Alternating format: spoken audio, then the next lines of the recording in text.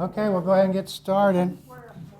I like to follow the clock. So, the four Gospels on 4 Mondays. What are we going to do? We're going to do the four Gospels, and we're going to do it on 4 Mondays. But there's actually more to it than that, and I'll explain. I got the idea from a book I read several years ago, The Four Gospels on Sunday, by theologian Gordon Lathrop. And the way he does it, it's a play on words, his title. He's talking about how are they read, these four things, on Sundays, right? The four Gospels on Sunday. But also, what do the four Gospels say about Sundays? And so I'll show you an example. So he's a Lutheran, so for him, the way they're read on Sundays is important because in a Lutheran church, you would read all 4 readings in the lectionary every week. So they're always going to hear a gospel reading, even if that's not what the sermon's about. But the second part, for instance, in Mark, there are stories that happen in the house. Like Jesus will tell a parable, and they went in the house, and the disciples said, "Now, when you told that parable, what were you..." And so there is a theory, and it's pretty substantiated, that house stories in Mark and the others are code for church, when they were in the church. And because by the time Mark writes, they're meeting in houses. They didn't meet in houses during Jesus' time, but they were by the time Mark and the others wrote. So it's a kind of play on words for Lathrop, and it is for me too. I want to look at the four Gospels in 2 ways.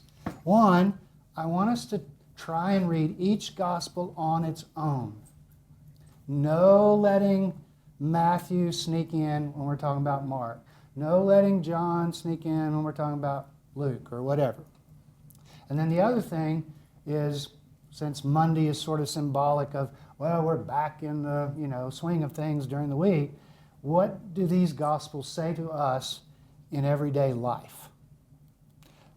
Does anybody, by the way, recognize that? It's in the sanctuary, right over the sacristy door and underneath the organ pipes. And I don't know how well you can see it, but we have the figure of a man, we have a lion, we have an ox, and we have an eagle.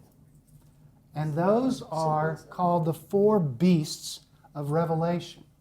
In Revelation chapter 4 and 5, John sees this heavenly vision, and there are elders and this, but there's these living creatures that are constantly worshiping God. And he says, and one of them had the face of a man, one of them looked like an ox. There is nothing in the book of Revelation to say that represents the 4 Gospels. But somebody somewhere along the way, one of the church fathers said, well, that can be images for the gospel writers. And they stick to today. You can pick up a Gospel of Mark commentary, and almost inevitably the artwork on the cover is going to be a lion. And you can see they've put them in that order of the way they are in our Bible. Matthew, Mark, Luke's an ox, John's an eagle. There's no rhyme or reason why. If you say, well, now where are eagles in the Gospel, John? No, don't. It's just tradition. It's just tradition. A lot of the churches in Europe have the lecterns or the pulpits have the 4. Yeah. And if you really want to do, what do they call that when you go looking for stuff? If you really want to go on a hunt, scavenger hunt. These 4 appear in 2 other places in our church on Sundays. One of them is always there. The other is only there at 11.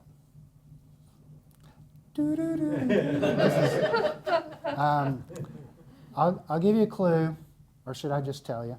The cross, the gold cross, the top, the bottom, and the 2 wings have the 4 creatures on it. The chalice, the goldware chalice at 11, the stem has the 4 creatures on it. Somebody was really smart. That was a brilliant idea on the part of some artist. So the chalice isn't there in the other services? No, it's only there at 11, that chalice. Because they do the... At 9, we use those earthenware. Okay, so first we're going to do an overview of the 4 and their creatures. Okay, so this is just an overview of all of them, and then we're going to dive in. All 4 Gospels are anonymous. There's nothing that says, like in your Bible says the Gospel of Mark or the Gospel of Matthew. And even in the Greek, not really in the, somebody at the top of the page in the Greek put, according to Mark. That's not in the Greek manuscript. They just put it there. They're anonymous, even if we've assigned names. And the reason they assigned names early was they said, well, and the church fathers said, well, this one would be by somebody that followed Jesus. Well, that's not true. The gospel writers didn't follow Jesus. They didn't know Jesus. But they're anonymous, and we just assign names. And it's a whole lot easier than saying, the third gospel or the second gospel. All four were written at least a generation after the time of Jesus. So no gospel writer was an eyewitness to the time of Jesus. They were pretty much written in response to the destruction of Jerusalem by the Roman Empire. And that was a major turning point for writing it. As you can see, that happens in 70 and Jesus long gone, 40 years gone. And most people didn't even live to be 40. Mark wrote first, so that's the one we'll start with tonight. And we know it was in the 70s, probably early 70s. Then Matthew and Luke wrote in the 80s. It's so funny to say the 80s because I think, back in the 80s. But this is not those 80s. This is well back. And we'll talk about this later another week, but Matthew and Luke had a copy of Mark. And they had a copy of another thing that we don't have. And then there was John. John may or may not have had the other three, but he totally says, no, I'm not doing it that way. I'm going to do my own thing.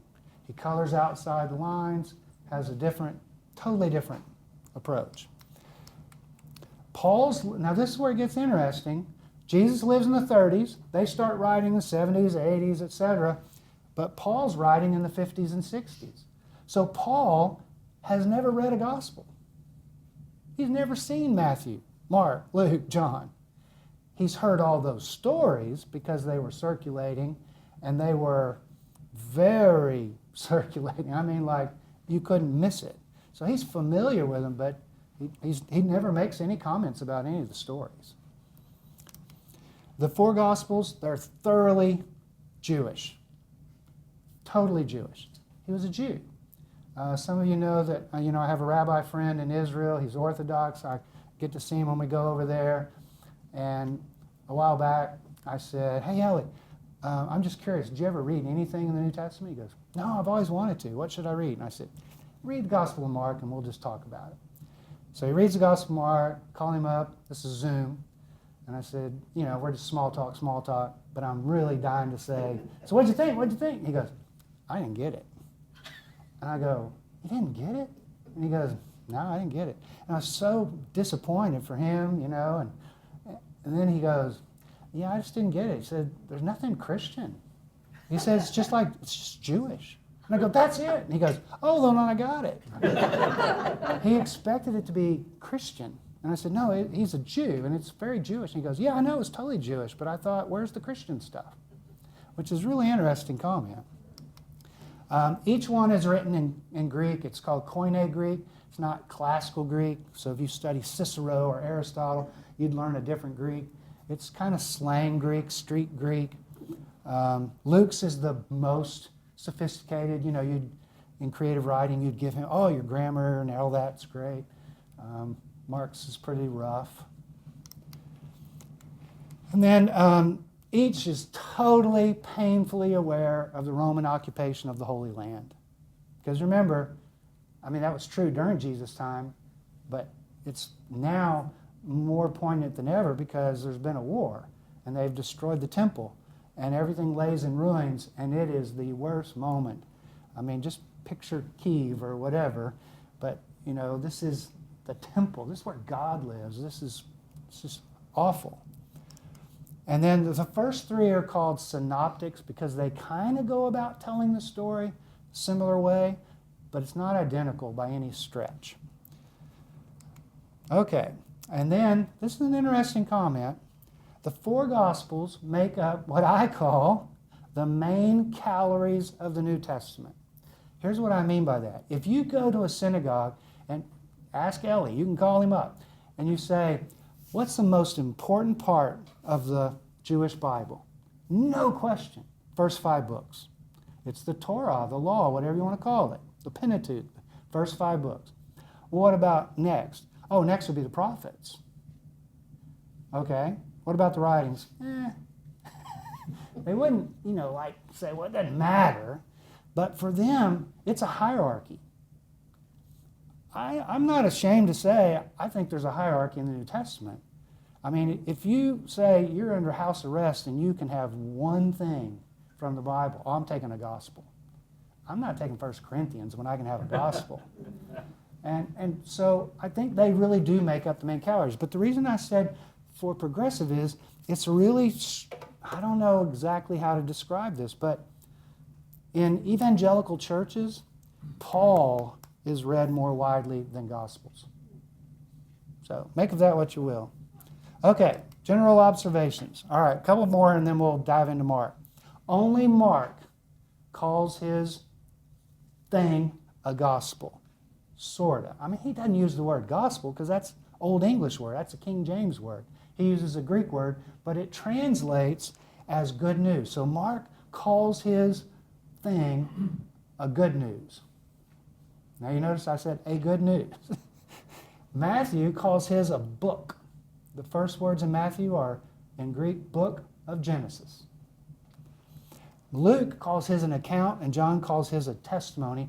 But the term gospel, which means good news, comes to be this kind of not only the contents, here's what Jesus did, it's good news, but also it becomes a literary form. So that's why they're called gospels. Okay, well, so if we constructed, and we could do this easily, but I did it for you. If we did a rough outline, not naming everything, but Jesus' life and teaching, we'd talk about where he was born, where he was raised, key teachings, parables, first miracles, going up to Jerusalem, right? He's being betrayed by Judas. Judas goes out, hangs himself. We might throw that in.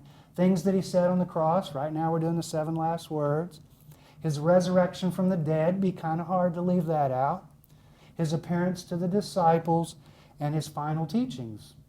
It's a pretty good outline. I mean, you could put more stuff in, okay? But, and I call it a gospel smoothie when you put all 4 in a blender. We're not going to have any gospel smoothies. In Mark, nothing about Jesus' birth or upbringing. When we meet him on page 1, he's an adult. No Sermon on the Mount in Mark. If you're going to jail and you take the Gospel of Mark, you'll never read the Sermon on the Mount. There's no prodigal son or Good Samaritan parables. There's no water turned into wine, so that's a problem. On the cross, there are no 7 sayings. He only says one thing, my God, why have you forsaken me? That's the only thing he says on the cross. And if you say, well, yeah, but surely the other 6 would have, well, yeah, maybe surely, but we don't have surely. All we have is Mark, because we're only looking at Mark. And we're not going to let the others jump in. Mark doesn't let them jump in, and he's the first one written. There's no resurrection appearance in Mark's gospel, which is really strange. I mean, he doesn't appear. The messenger at the tomb says to the women, hey, you're looking for Jesus. Well, he's not here. He's been raised from the dead, but he doesn't show up. And there's no road to Emmaus. There's no Great Commission in Mark. Go and make disciples. Or they're walking on the road. Nope, don't get that. And there's really no ending, so to speak. This is the last line. They went out, this is those women, fled from the tomb, for terror and amazement had seized them. That's probably a good response. And they said nothing to anyone. They were afraid for, and that's the last word. And now, if you know the Gospel of Mark, there are people who were so uncomfortable with that, they started adding endings to the Gospel of Mark. And you can read those. They're usually included in Bibles, but with a strong note saying, this is not in the best manuscripts. And what they're trying to do is rescue it. They don't like a ... ending. Well, yeah, but sometimes that's the best ending. It sort of says, well, what do you think's going to happen next? Puts a burden on the reader. Okay, so our biggest challenge, or at least one of them, is going to be to hear each gospel on its own. All right, so questions or thoughts so far? We're going to do Mark next and dive in, but yeah. I think there weren't any bandits crucified with Jesus either, were there? I always have to look because it's so easy to, but I think you're right. They are in Luke, and that's where he says, today you'll be with me in paradise. And they're in Matthew too, but Actually, no, they are in Mark. are they? Yeah, they're there. They don't say anything. Right, they don't say anything. And the reason I know they're there is because in Mark, the disciples say, we want to sit on your right and your left when you come into your kingdom. And if you read in Mark, that's two thieves on the cross next to him. Yeah, in verse Yeah, 15:27. yeah, they're there. They It's, crucified but you have to always look because you know it's like, oh, I'm trying to remember, was that one in this one or not? Isn't Mark the only one that promotes snake handling? Well, that's only in the long ending. It's in the ending that is mostly, totally discounted, actually. Yeah, there is snake handling in the attached ending. Although, to be fair to that person that wrote it, there is a sort of snake handling in the book of Acts that's in the best manuscripts. Okay, you ready to do the Gospel of Mark? It's the short one, thankfully. Okay, so there's the lion, right? You know it's the Gospel of Mark. Here's the first line in our Bibles, in the Greek, the beginning of the good news of Jesus Christ, the Son of God. What do you notice about it?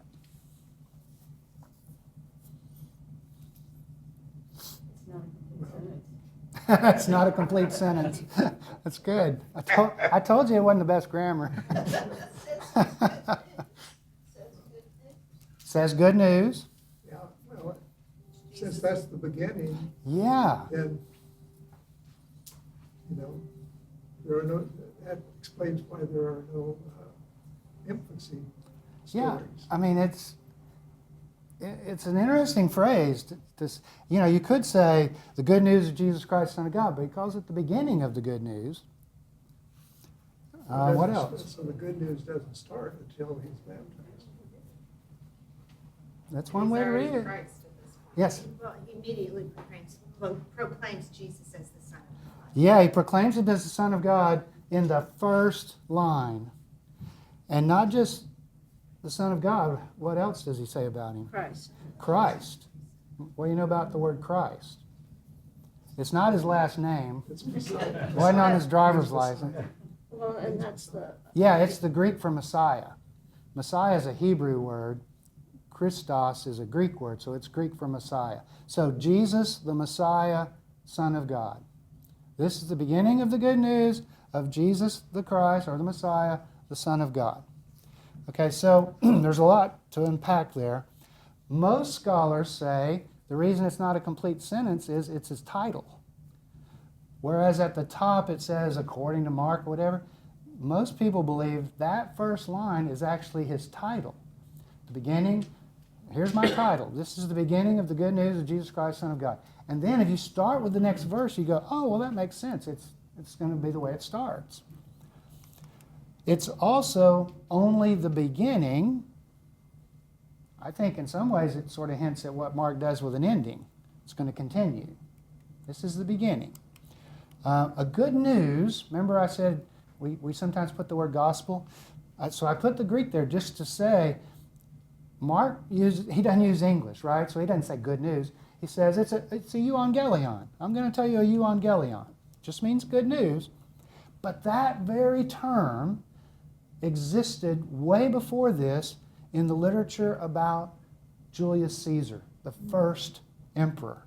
And it celebrated his birth. And in celebrating its birth, it said this is the euangelion because he's the Son of God. This is what it said of Caesar. So when you get good news used by Rome to exalt Caesar, declares his divinity, but the Christos, Son of God, is the one who's declared. So if you write something like that, when Rome's in control, you've just taken a big risk. You have just put your name on the line. You could be in trouble.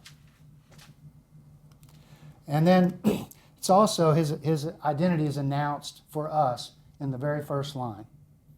As readers, nobody else is on stage. If it's the title, it's for the reader. So now you know in the very first line where this thing's going to go. I mean, you don't know all the ins and outs. You don't know the flow of the plot, but you already know. Well, so who is this guy I'm going to read about? Well, it's pretty clear. He's not Caesar. He's the Messiah. He's the Son of God. Now let's start reading. Okay, so, yeah. So Mark was taking a big risk. just to Oh, say yeah. that. Oh, yeah. So no wonder it's anonymous. Yeah. Yeah. So here's the first thing that happens. In those days, Jesus came from Nazareth of Galilee, was baptized by John in the Jordan. Some of you have been in the Jordan. And just as he was coming up out of the water, he saw the heavens torn apart and the Spirit descending like a dove on him. And a voice came from heaven, "You are my Son, the beloved. With you I am well pleased." Who hears that voice?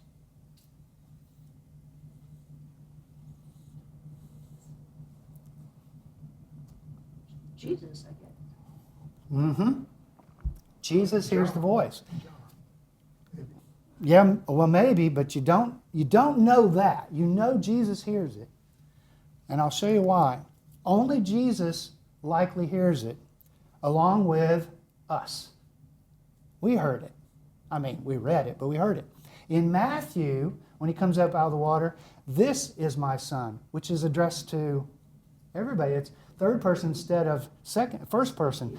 Instead of talking to Jesus, the voice is now talking, "This is my son." Well, that's an announcement. But in Mark, remember we're just in Mark, he's talking to Jesus, but the reader. Because remember, we in the first line as readers, we were like, oh, we got it. We know who this guy is. Well, who's this John guy doing baptism? Well, we'll figure him out as we go. But when Jesus goes in the water and then a voice says it, we get to hear it again. So as readers, we know something. But here's the problem. Everybody else on stage, we're going to let it be a stage play, they're trying to figure it out. They don't have verse 1. They didn't hear the voice. So an unclean spirit, this is chapter 1, identifies Jesus as the Holy One of God. So an unclean spirit knows, Wait, what's the unclean spirit? like a demon. A leper believes Jesus can make him clean. Scribes, these would be Jewish scholars, they question who Jesus is to forgive sins. You're starting to see a little pattern here. People in the synagogue call him the carpenter, which, by the way, he was not a carpenter. It's a bad translation. He was probably a stonemason. It'd be fair to say that the word really means a construction worker. That'd be a good translation, actually, because then you'd go, well, it could have been a carpenter, but there's really good evidence that the word means and that where he was working with stone. But it's the people in the synagogue and the scribes who don't really have him identified. Unclean spirit and lepers, they know who he is. At Jesus' death, a Roman centurion says, truly, this was God's son. So you see right away what Mark's done. The so-called marginalized outsider, they know who he is. Insiders are like, well, no, wait a second. Isn't it that carpenter's son? Or that construction worker guy? Or, Well, now here's where it gets complicated. Or does the centurion say this mockingly? Mark's gospel was performed orally long before it was written, and when it was written, only 2 or 3% of the people could read, so it would be performed again. That's the way it would be done. Storytellers went around and they did the Gospel of Mark. They did it from memory, the whole thing. And people would laugh and boo and cheer and all that. It was incredible drama. This line can be, truly, this was God's son. Or it can be, truly, this was God's son. It can be read either way.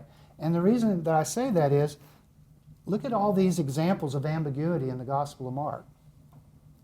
Jesus tells parables without any explanation. He says his parables were meant to confuse, not to make a point, but to confuse. In the Gospel of Mark, not true in the others. Jesus warns people not to give away his identity. He heals somebody, and he'll say, do not tell anyone. It's called messianic secret. Of the 114 questions that are asked in Mark, 77 go unanswered. He teaches to render to Caesar what belongs to Caesar and to God what belongs to God. But he never says what it is. Or where do I draw the line? So the Gospel of Mark is one very big question mark, which explains why it ends with ... You're supposed to work hard to get this Gospel of Mark. He's not going to spoon feed you. A couple more key characteristics, and then we're going to look at a passage. Well, more than one. It's a fast-paced account. Mark's favorite phrase is "and immediately," and immediately, and immediately. And if you read in English, you'll see it, but you won't even see a fraction of how many "and immediatelys" there are in the Gospel of Mark. It's crazy how much he uses it. The English teacher, Greek teacher, would have circled and said, you're using too many "and immediatelys. You got an "and immediately" everywhere. What is wrong with you?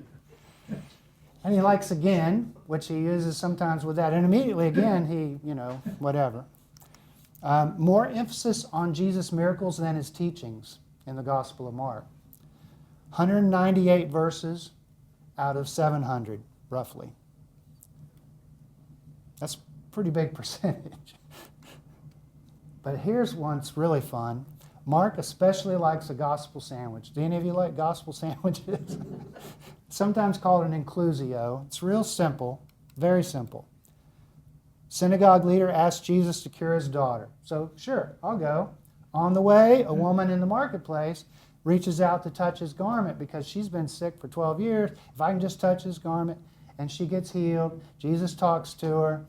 Then somebody comes and says, oh, synagogue leader's daughter's dead.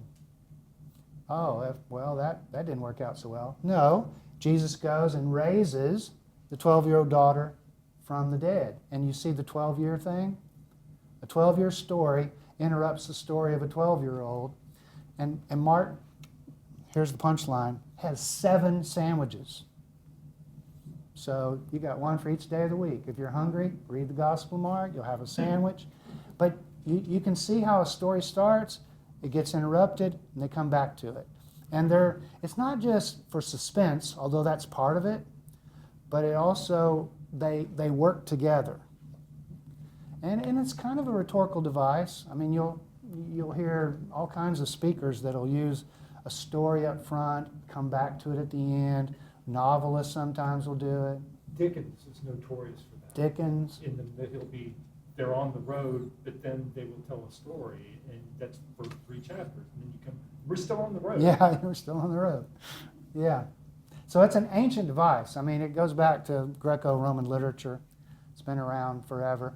Mark's, I mean, he's not going to, say, well, I know that's around, but I'm not going to use that. No, of course, he's going to use it, and he uses it 7 times, which is a good biblical number.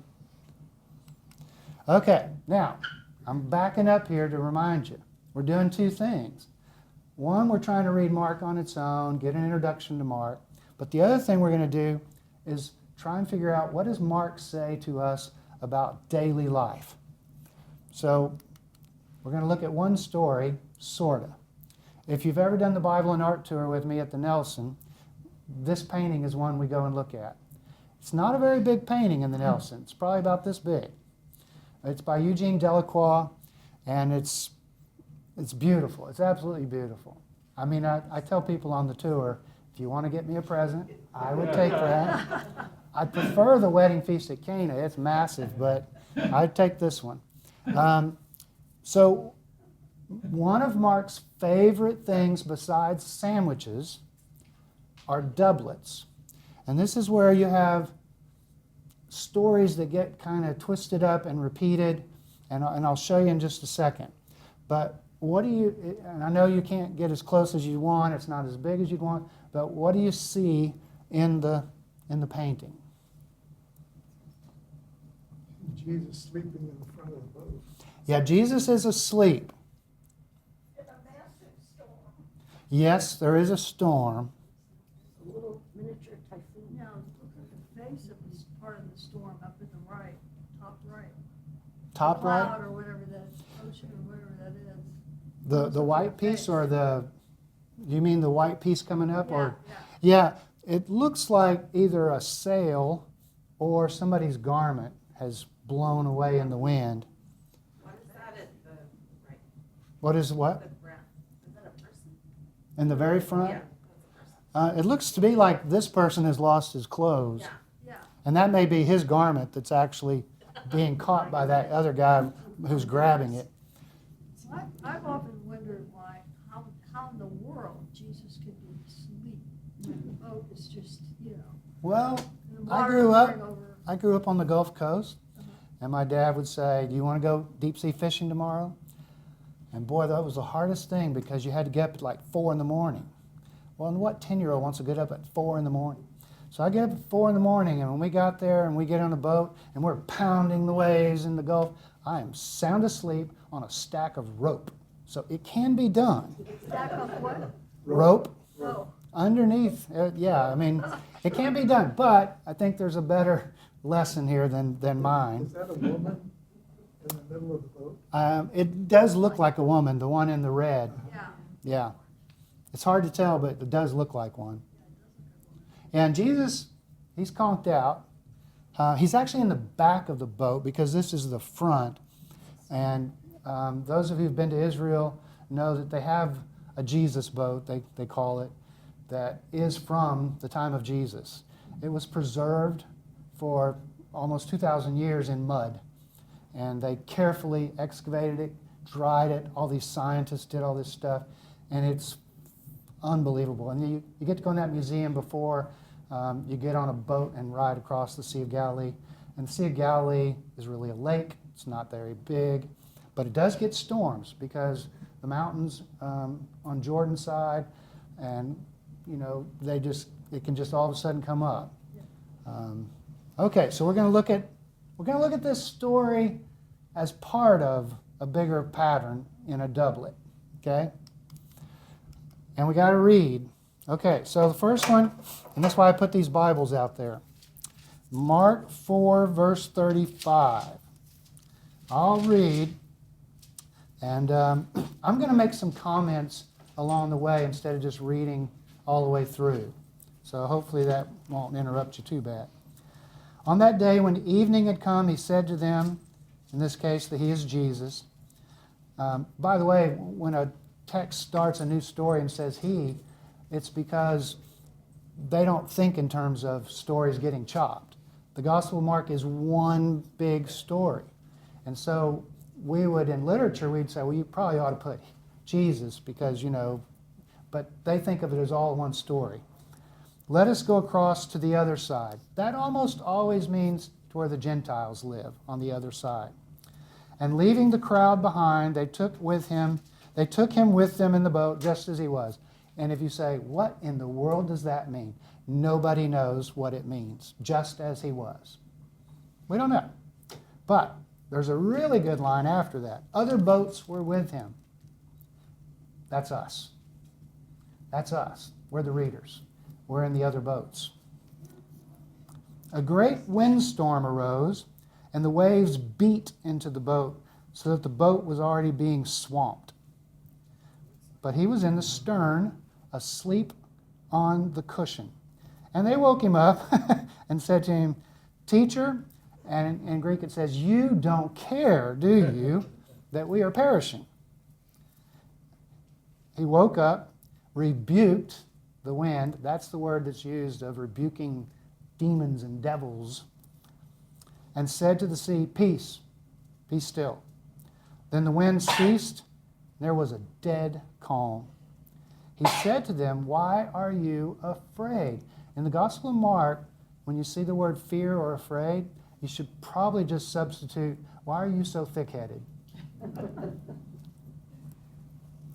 "Have you still no faith?"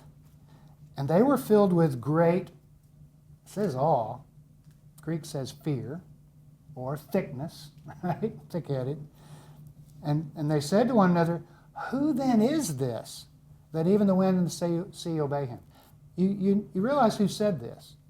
These are the people who left their boats to follow him, and they've been with him a couple of chapters, and now they go, well, who is this? That was the question that we talked about from the very beginning. The reader already knows exactly who he is, and now the followers go, who is this?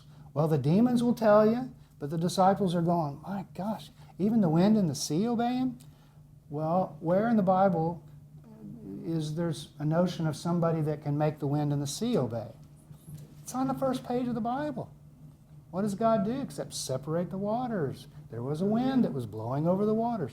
So we're supposed to get it, but the disciples in the Gospel of Mark in particular, they are scared or thick. So the idea that he can sleep is the notion that he's not worried. He's not worried. I mean, and we'll talk about this as we go.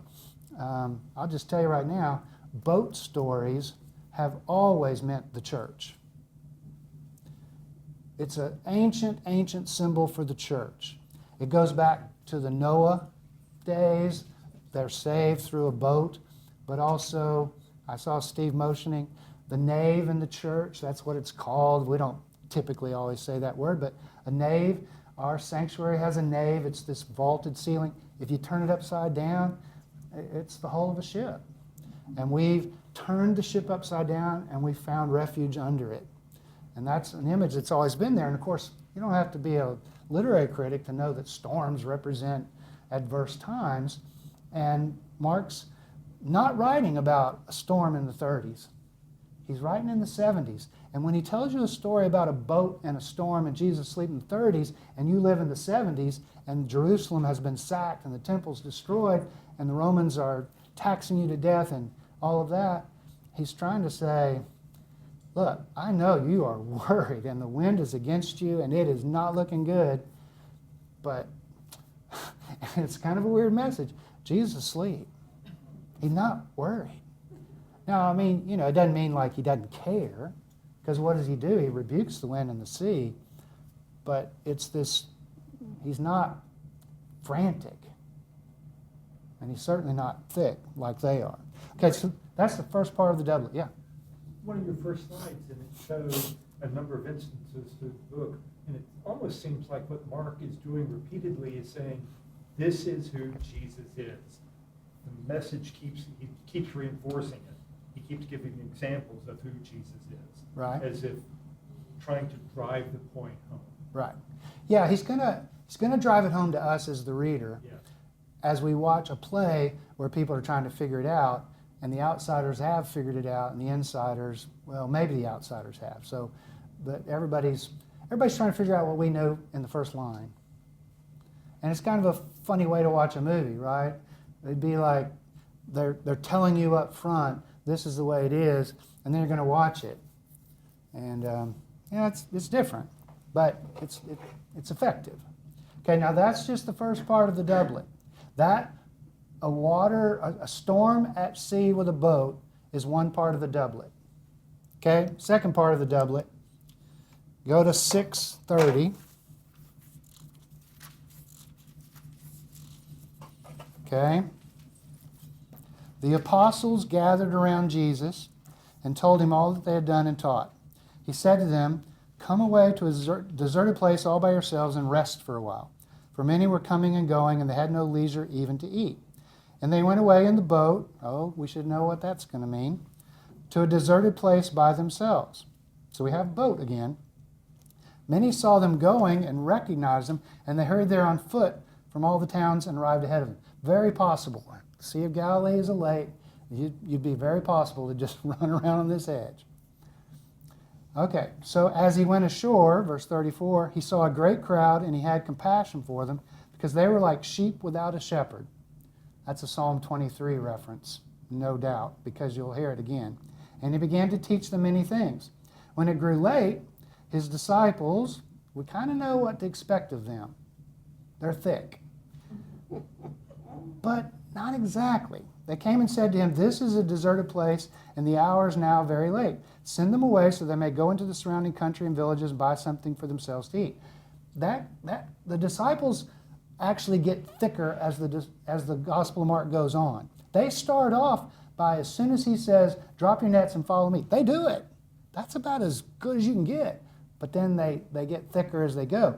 So maybe they are literally worried about these people. They need to go get something to eat. Or maybe they're saying, "Can we just get rid of these folks? They're really getting on my nerve. Get them to go get something to eat."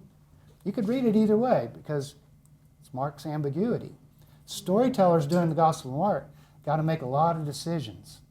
You know, like an actor reading the script. How are you going to say that line? So he says, "You give them something to eat." They said to him, "Are we to go and buy 200 denarii worth of bread and give it to them to eat?" And he said to them, "How many loaves have you? Go and see." When they found out, they said, 5 and 2 fish. Then he ordered them to get all the people to sit down in groups on the green grass. That's in Psalm 23. So they sat down in groups of hundreds and of 50s. Taking the 5 loaves and the 2 fish, and this will sound like Sunday morning at the table, he looked up to heaven and blessed and broke the loaves and gave them to his disciples to set before the people. So even though we're in the wilderness, Mark's going to use the language of communion.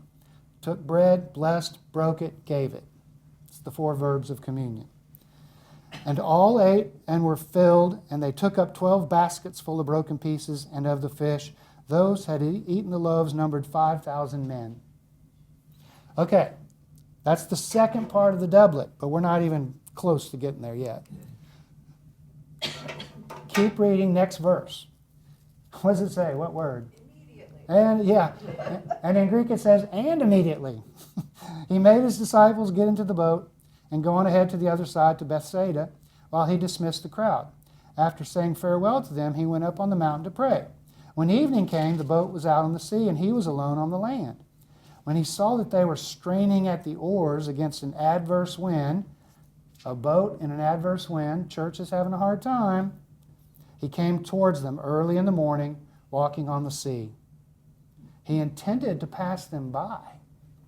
But when they saw him walking on the sea, they thought it was a ghost and cried out, for they all saw him and were thick-headed, terrified. And immediately he spoke to them and said, "Take heart, I am." Not "it is I am." It's the name of God in the Old Testament. I am, Yahweh, I am. "Do not be afraid, do not be thick-headed." Then he got into the boat with them, the church, and the wind ceased. And they were utterly astounded. And then here's the weirdest verse. For they did not understand about the loaves. The what? But their hearts were hardened. I mean, you expected to say they did not understand about storms or Jesus or wind.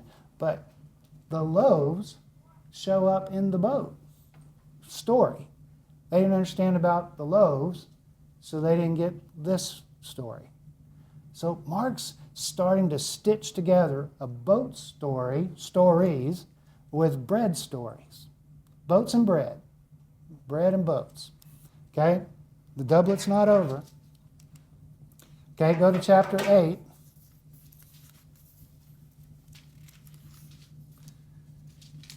In those days, when there was again a great crowd without anything to eat, he called his disciples and said to them, "I have compassion for the crowd, because they've been with me now for 3 days and have nothing to eat. If I send them away hungry to their homes, they'll faint on the way, and some of them have come from a great distance." His disciples replied, "How can one feed these people with bread here in the desert?" Are you kidding me? That just did it.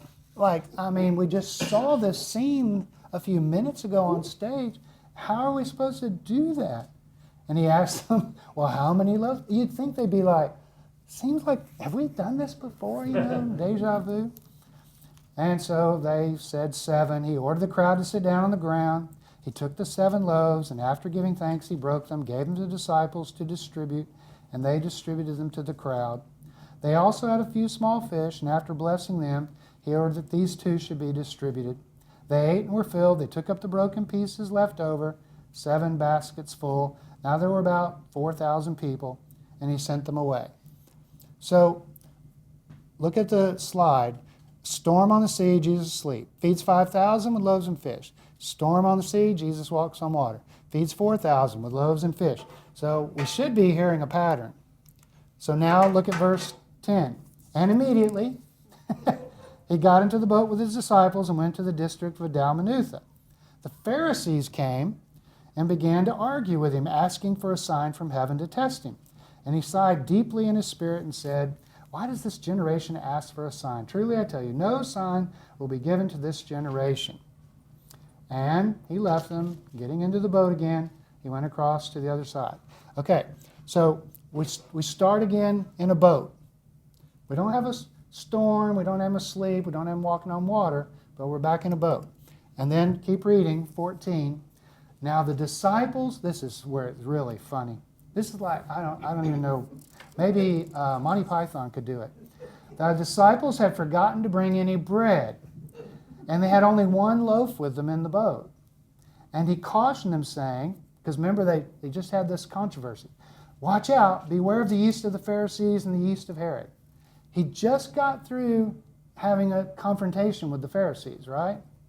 So he uses a metaphor of yeast or leaven to say, watch out for the leaven of these guys. And you remember how leaven represents kind of evil. It doesn't technically represent evil, but it's not clean. The Passover story, you're going to eat bread without leaven. So he's using a metaphor. Watch out for the leaven of these guys. And they said to one another, this is so good, it's because we have no bread. What? I mean, you just want to slap them upside the head. Are you kidding? It's not because we have no bread. And becoming aware of it, Jesus said to them, why are you talking about having no bread? Do you still not perceive or understand? Are your hearts hardened? Do you have eyes and fail to see? Do you have ears and fail to hear? Oh yeah, that's for sure. And do you not remember? So he gives them the pop quiz. When I broke the 5 loaves for the 5,000, how many baskets full of broken pieces did you collect? They said to him, 12. And the 7 for the 4,000, how many baskets full of broken pieces did you collect? They said to him, 7. Then he said to them, do you not yet understand? And I love the little yet. That's grace. Because they're going to eventually get it. They just don't yet understand. That is a doublet in the Gospel of Mark. Isn't that the coolest thing? And you could read that, but if you were an oral person in the first century and a storyteller came and told this from start to finish, and it doesn't actually take as long as you might think, you would hear this, you'd go, oh my gosh, another boat story, another bread story. And then, to get to that part where they say, it's because we forgot the bread. You just can imagine the giggles and the laughter. This is the way Mark is writing to be heard and to enter into a kind of this interweaving of stories. There's an entertainment factor really going on here, even as they make a point. Okay, so the boat called church at sea. I already told you this. Christians told boat stories. It's about the church. Storms are real, obviously, but they're very symbolic, Mark's time in particular. And in Mark, the disciples, they start off okay, but they sort of fade away. Doesn't look too good.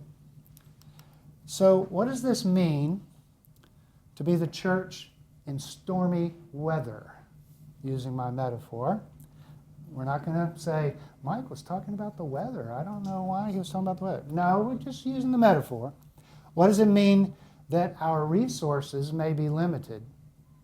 How many loaves do we have? We don't have so much.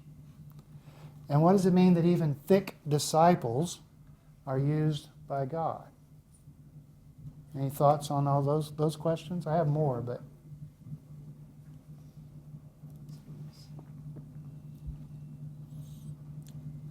Mm-hmm. Well, the church is dealing with Rome, and Rome taxing them, and so it was just this constant conflict that was being experienced by all of these folks. Yeah. You know, if you've ever been at a storm at sea, and I've been in several of those, like some of them close to not making it, the waves never stop. It just keeps coming. You're like, come on. You turn around, there's another one, and another one, and another one. And if you live under Roman occupation your entire life, and Jesus has come, and he's the Messiah, and still we're under Rome, and he's been gone 40 years, and now Jerusalem's sacked, and the taxes, and the poverty, and the elites are dining. They're not just dining, they are feasting. And you just keep seeing wave after wave after wave. How are we going to make it? And we've got very little resources. There's these hungry people, and maybe we got 5 loaves, maybe we got 1. How are we going to make it? And, you know, we're also sometimes sort of thick, and I think in that case slow to catch on. So, you know, USAID was cut off, and Della Lamb, one of our mission partners, their budget's gone. They have no money. So we got through That's not quite true. Yeah. well, so friends of ours that are not associated with this church got us into a carpool thing. One guy who has a job at Amazon needs a ride. He needs a ride there and he needs a ride home. So all these people are signing up. So Sunday night, we signed up. We go to pick up Joseph, and I'm sitting outside the Amazon place. It's massive, just massive. And 30 minutes goes by and he doesn't come out. I've never met the guy. I don't know if I'm at the right door. And I'm thinking, oh my gosh, why are we sitting here? This is so frustrating. Eventually he gets off work a little late. He texts, says, no, come around the other side. We get him. He gets in. Joseph, nice to meet you. This is my wife, Carol. We drive, I don't know, 100 feet. And I say, so how long have you been in America? Since January. Where are you from? Rwanda. What was it like in Rwanda? He goes, well, I was born in Rwanda. We've been in a refugee camp for the last 25 years. What? 25 years? His mother, who's 65, went into that camp at 40 and raised her kids in the refugee camp, hoping someday to get out. And it sort of puts in perspective my thickness in the Gospel of Mark, that I'm griping about, where is this guy? Why are we doing this? And I'm, you know, pretty ashamed because he starts, I said, well, is there any food you really like in America? Oh my gosh, yeah. Well, what do y'all eat at your house? Rice. It's incredibly humbling to be a thick disciple and realize what's going on in the storms. And I thought about, Well, go ahead. and to answer the question, what's it mean to be a church in stormy weather? Yeah. Still going to Della Lamb, when the money was cut off for the new people coming in, who had already come in, Right. and we're not going to be reimbursed for any of that, supposedly. And for the other programs, the ongoing programs, for the people who have been here a little longer. To me, it was church. It was when the director and the board basically said, we are going to serve these people somehow. Now, they had to let 19 people go last week.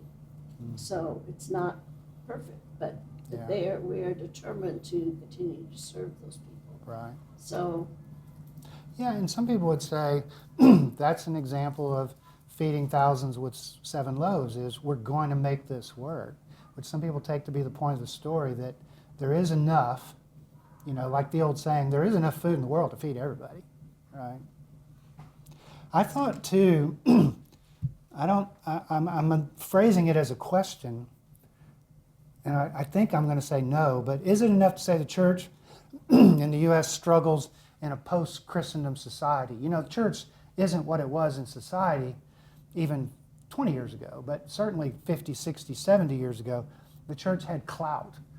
Clergy were respected people in the community, and now when I'm playing golf with somebody and they go, so what do you do? And I said, well, I'm on staff at a church.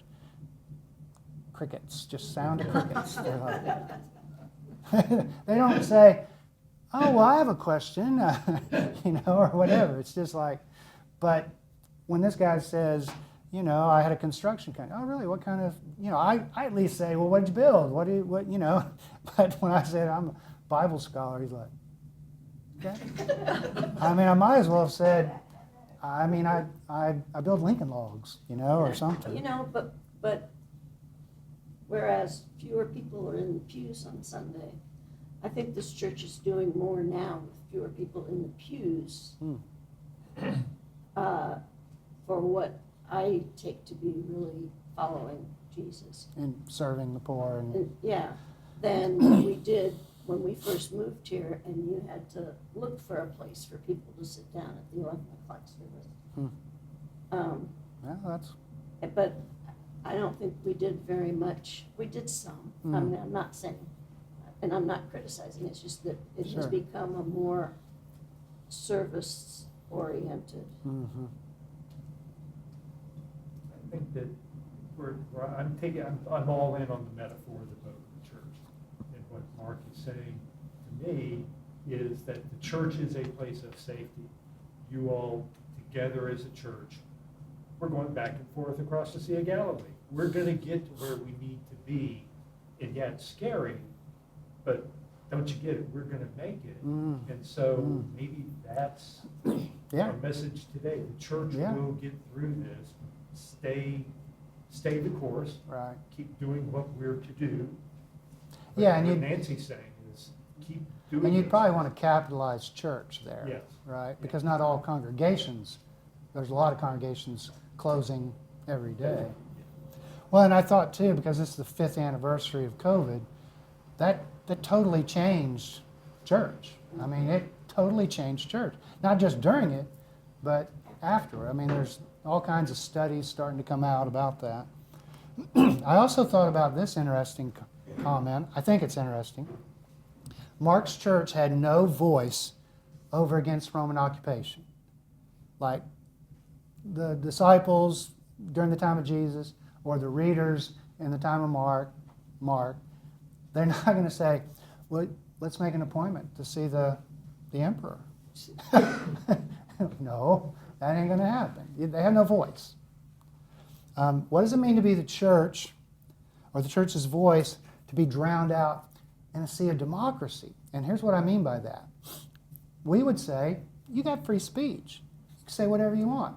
But the problem is when you can say anything you want, it can be drowned out. It doesn't get heard. I mean, the only way the message of the civil rights got heard is when they affected people's pocketbook. When they said, we're not picking up your garbage. Ooh, now we got garbage piling up. Maybe we ought to settle this strike. But if the church says, hey, this guy lived in a refugee camp 25 years, he has nothing to eat, we've got to take care of him. You can say that all you want, but there's so many social media channels, there's so many networks, there's so many, blogs, whatever you want to read.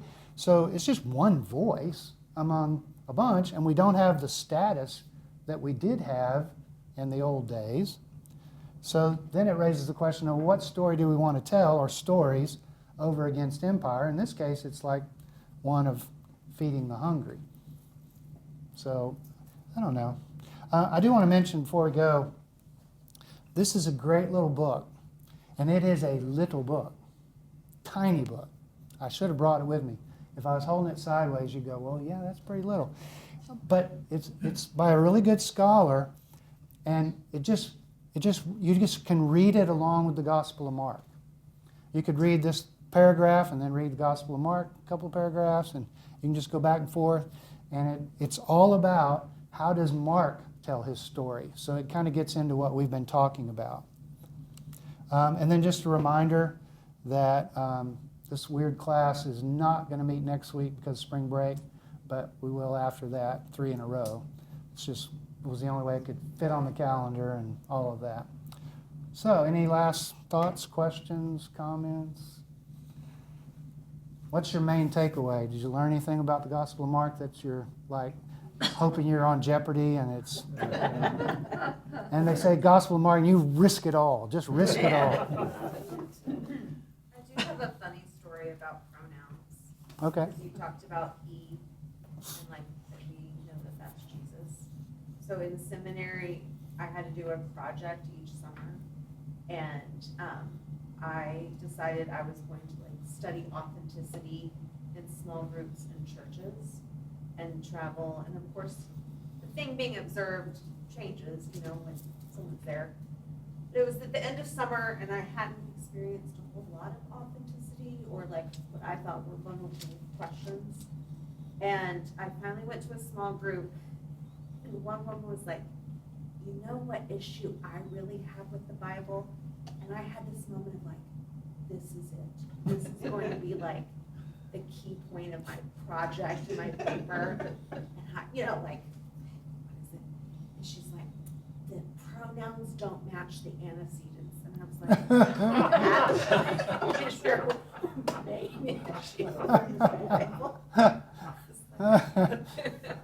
Yeah, it's true. It's true. I don't know how profound it is, but it is true. All right. Well, thanks so much for coming, and be safe out there. Now